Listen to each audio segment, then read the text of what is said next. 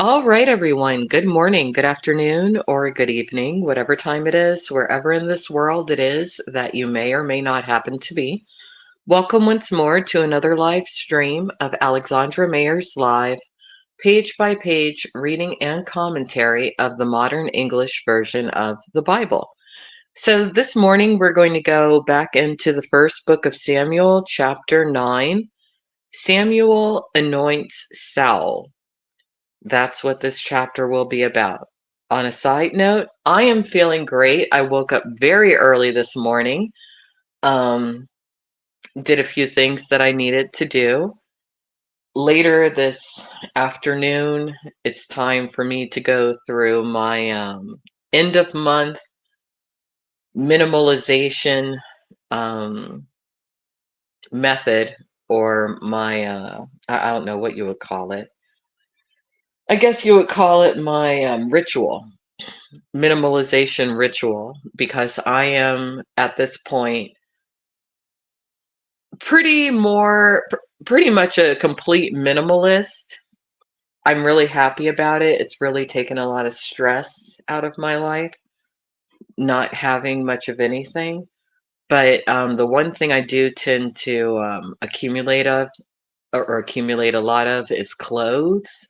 I don't even know how it happens because I don't go to shopping malls really or anything, but it's whenever I put in an order for something through Amazon. They always have so many good deals. I end up getting some new tops. And we're going into winter right now, so I don't mind having too heavy of a load, but really I just got to go through all my stuff and figure out, okay, what realistically am I never going to wear, and get rid of it. That is my process. So I'll be doing that this afternoon. Other than that, I've just been working all weekend. That's been a good thing when it comes to my personal projects. Most of those are dwindling down, and I'm doing so consciously. Um, I'm just kind of trying to have as few things going on in my life as of current as possible. So I'm getting there. Anyway, let's go ahead and read this chapter, chapter 9, and then we'll all get on with the rest of our day. Samuel anoints Saul.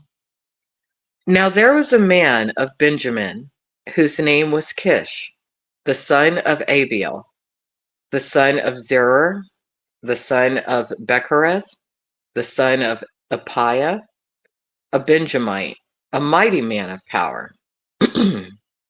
He had a son whose name was Saul, a choice and handsome man, and there was not a better looking man among the Israelites. From his shoulders and up he was taller than any of the people.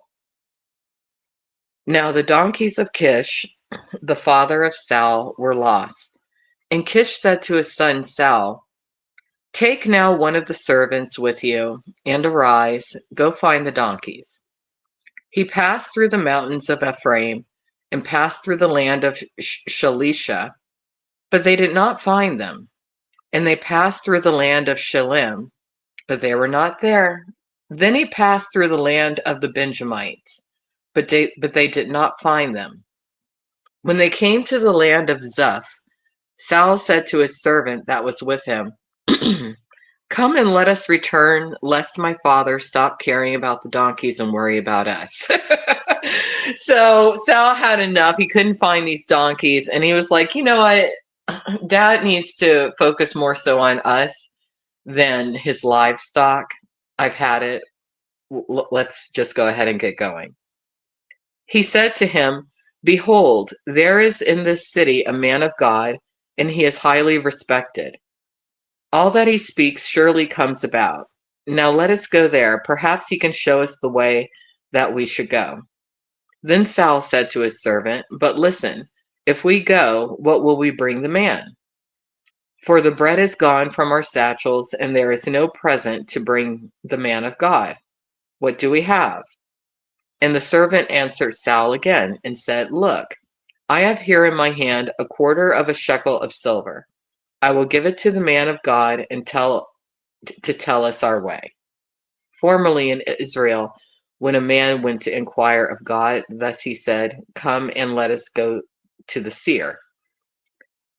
For he that is now called a prophet was formerly called a seer. Interesting that the Bible put that little note in there.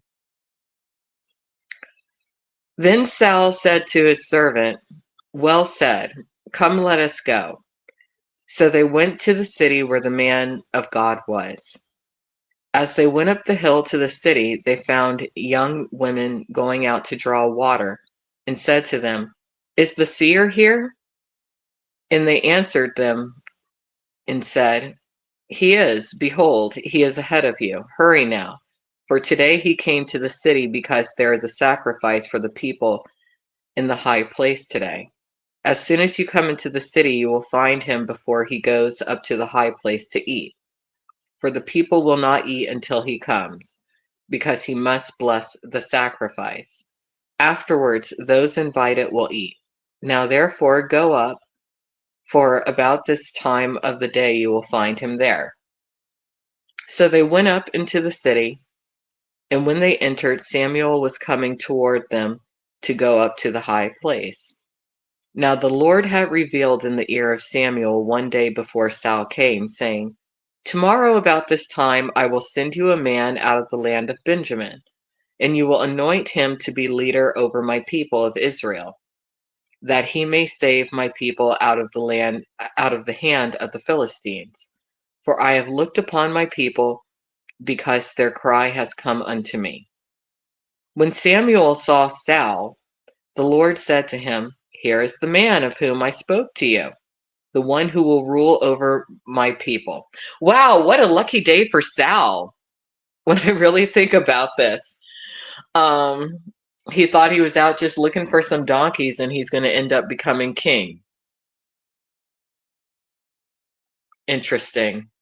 Goes to show when you're asked to follow through with your responsibilities, you should, because you never know what God is going to throw into the mix. You just never know. When Saul drew near to Samuel in the gate and said, Tell me, please, where is the seer's house? Samuel answered Saul and said, I am the seer. Go up before me to the high place, for you will eat with me today. And tomorrow I will let you go, and will tell you then all that is in your heart. As for your donkeys that were lost, go 3 days ago. As for your donkeys that were lost 3 days ago, do not worry about them, for they have been found. And on whom is all the desire of Israel? Is it not on you and all your father's house? And on all your father's house? Saul answered, I am not I a can't even talk today. Am not I a Benjamite, of the smallest of the tribes of Israel? And my family the least of all the families of the tribe of Benjamin? Why do you speak to me this way? And Samuel took Saul and his servant, and brought them into the hall, and gave them a place at the head of those invited, which were about 30 men. Samuel said to the cook, Bring the portion which I gave you, of which I said to you, Set it aside.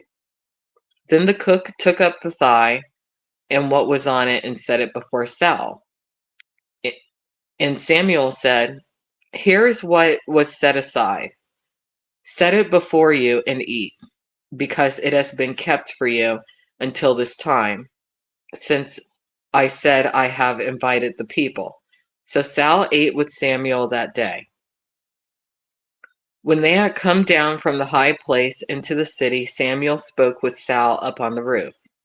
They arose early, and it was at the rising of the dawn that Samuel called to Saul on the roof, saying, Get up, that I may send you away. So Saul arose, and both he and Samuel went to the street. As they were going down to the outskirts of the city, Samuel said to Saul, Tell the servant to pass on before us. So he passed on. But you stand still, and I will proclaim to the word, and I will proclaim to you the word of God. So Sal doesn't quite understand yet that he's anointed and king now. He's kind of figuring it out, but that's a lot for Sal to have undertook on that trip. But it's a good thing that he followed instructions and went to look for the donkeys, because if he hadn't, he wouldn't have been given the title of king, which is quite the opportunity for someone in those times. So, anyway, that's it for today. I'm going to get going. Tomorrow we'll go into chapter 10 of the first book of Samuel. And I hope everyone has a great day. Bye bye.